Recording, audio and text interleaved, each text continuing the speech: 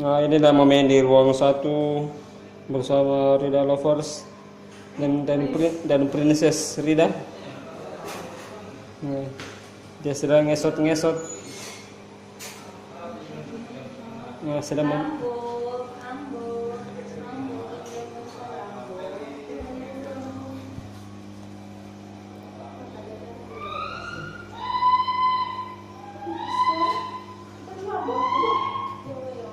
gigit.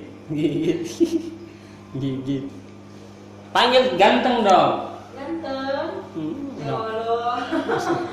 Saya bilang ini orang bodoh ini nanti hanya bisa. Ganteng apa?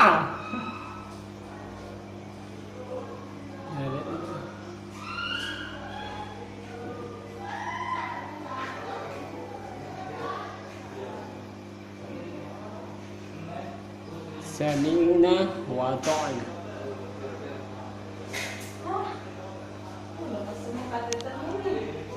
Pasang semua.